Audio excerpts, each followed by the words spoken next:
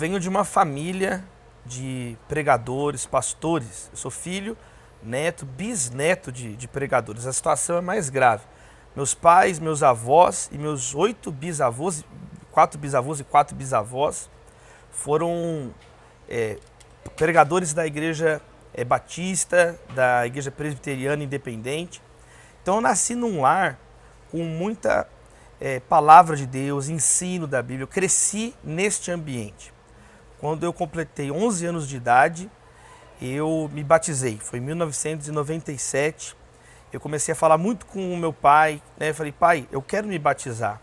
Eu me arrependi dos meus pecados. E aí foi muito legal que meu pai teve uma conversa comigo, falando especificamente sobre o arrependimento e fé. Né? Quando você entende o que Jesus fez na cruz, ao mesmo tempo você entende, né, o abismo que você está, que você se encontra. Quanto mais você entende a graça de Deus, mais você entende a sua pecaminosidade. Eu me lembro, já ali, né, infanto, juvenil, pré-adolescente, eu tive essa experiência muito forte com Deus. E como nós estamos conversando esses dias aqui no Céu na Terra, a vida cristã é uma caminhada. Hebreus fala sobre isso. Existem marcos na nossa caminhada. Eu me lembro também com 14 anos de idade, quando eu tive uma visitação, recebi uma visitação muito forte do Espírito Santo de Deus.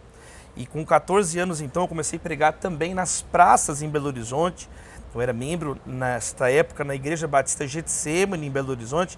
E todo domingo nós tínhamos um evangelismo na Lagoa do Nado, na Praça 7.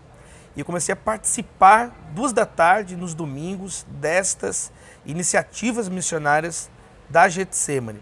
E aí, no ano seguinte, aos 15 anos de idade, em 2001, eu recebi o convite do pastor Jorge Linhares para ministrar na igreja, nos cultos de domingo, pela primeira vez. Então, já há mais de 20 anos, nós temos ministrado a palavra, pregado, e cada dia é um aprendizado. A vida com Jesus, ela é surpreendente. A vida com Jesus, ela é uma aventura. É uma vida de fé, é uma vida de esperança, é uma vida de amor. E a cada dia eu procuro conhecer mais do meu Senhor e me tornar semelhante a Ele. Eu também cresci praticamente num lar cristão. Meus pais se converteram quando eu tinha 7 anos de idade. Meu pai e minha mãe... meu pai foi um fazendeiro, né? Então ele viajava muito, minha mãe ficava em casa. E minha mãe, ela passava muito tempo sozinha.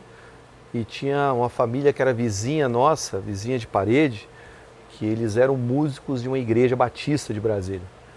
E ela chegava, então, ficava ouvindo o culto doméstico deles, né? Então, como todos eram músicos, então um tocava piano, tocava violino, outro tocava saxofone. Na verdade, era o louvor da igreja ali. E ela parava e ficava ouvindo aquele louvor. Um dia ela bateu na porta dessa casa e a irmã Marina abriu a porta. Ela disse, olha, eu queria participar dessa reunião, se possível. Minha mãe entregou a vida para Jesus nessa reunião, esse culto doméstico dessa igreja batista. Terceira igreja batista de Brasília, e que hoje é pastoreada por um pastor que é um grande amigo meu.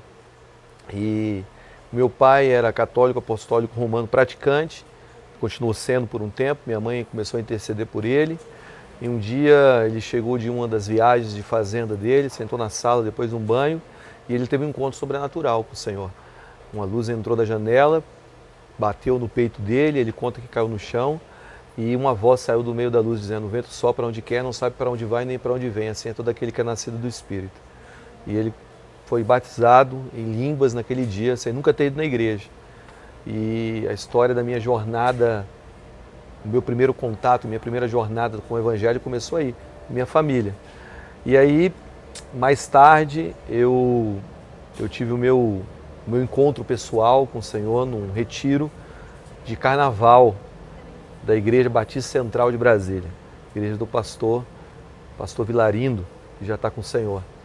E depois desse encontro, eu entreguei minha vida para Jesus ali, e isso tem mais de 20 anos, tem mais de 25 anos, tenho andado com o Senhor. É um privilégio, né, uma honra, como diz o apóstolo Paulo, nós sermos coparticipantes do Evangelho. Ai de mim se não pregar o Evangelho. O Evangelho não é uma coisa enfadonha, algo triste, algo...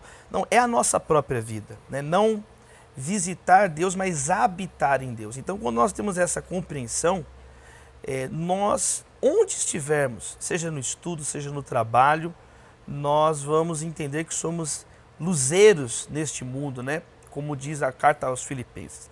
Então, eu tenho procurado, nas 3 áreas de atuação que eu tenho, né? Escrevendo livros, escrevendo artigos para a imprensa e na área acadêmica, testemunhar. Testemunhar não simplesmente jogando versículos de qualquer maneira, mas com a vida, com os relacionamentos, procurando ser fiel a Deus em ambientes onde às vezes não tem um cristão, e acima de tudo, amando as pessoas. Jesus é quem ensinou isso, amar a Deus e amar ao próximo. O amor, ele é a apologética final, ele é a defesa final do Evangelho.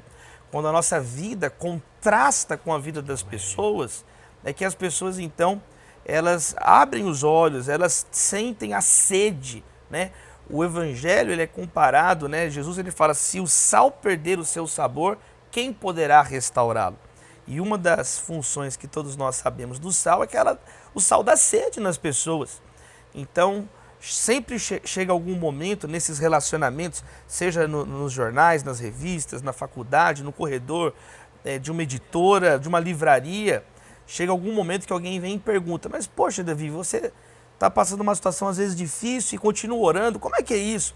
Poxa, Davi, você pode me falar mais um pouquinho sobre esse Jesus? Então, o Evangelho, ele não é simplesmente uma tarefa, né? Ele é a nossa própria vida.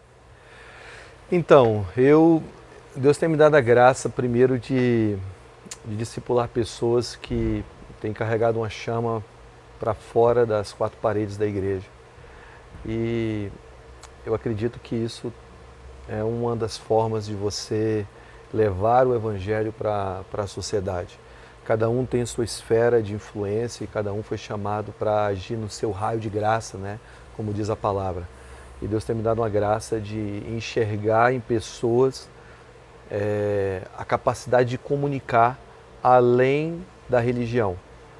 E eu acho que isso é uma das maneiras mais preciosas que eu tenho visto da graça de Deus sobre mim. De poder ajudar pessoas a entender o seu chamado e manter os seus princípios em lugares escuros. Isso vai desde o cenário de negócios, a cenário artístico, a mundo político. Então, eu acho que é isso. Eu acho muito importante porque, historicamente, em 2000 anos de tradição cristã, Deus sempre levantou pessoas para compartilharem experiências pastorais, experiências no evangelismo. Paulo falou assim para Timóteo: Timóteo, ensine essas coisas a homens capazes de ensinar em outros. Olha que interessante. Na segunda carta de Timóteo tem em apenas um versículo 4 gerações da igreja. Paulo falando para Timóteo, a segunda geração, ensinar homens, terceira geração, capazes de ensinar outros, a 4ª geração. E nós temos vivenciado isso aqui no Céu na Terra, onde pessoas estão compartilhando experiências, orando, discernindo o tempo. E para encerrar, algo que me agrada muito, eu fico feliz, com muito júbilo no coração de ver aqui, essa questão da caminhada com Jesus. Jesus não é um buraco para a gente se esconder, mas ele próprio disse, eu sou o caminho, Amém. A verdade e a vida. Eu fico tão feliz de chegar aqui e ver tantos jovens, tantas pessoas de tantas partes do Brasil e do mundo caminhando nesta vida cristã. Então, eu tenho uma frase que me veio na mente quando você falou isso, eu não sei quem falou ela, mas Deus tinha um único filho e o fez missionário. E eu acredito que todo despertar para um movimento de missões e pregação é extremamente necessário para esse poder transformador do Evangelho para o mundo. Não tem como nós mudarmos a natureza de um homem, mudarmos a natureza de alguém, sem antes pregar, sem antes alguém ouvir essa pregação. Então, bem-aventurados são esses homens que têm se levantado e ido e pregado o Evangelho. Então, quando eu vejo jovens se levantando e dizendo sim ao ID, isso queima o meu coração. Então, é de extrema importância uma escola como essa, que alimenta esse espírito de ir pregar e cumprir aquilo que Jesus disse, ide por todo mundo e pregai o Evangelho. É isso.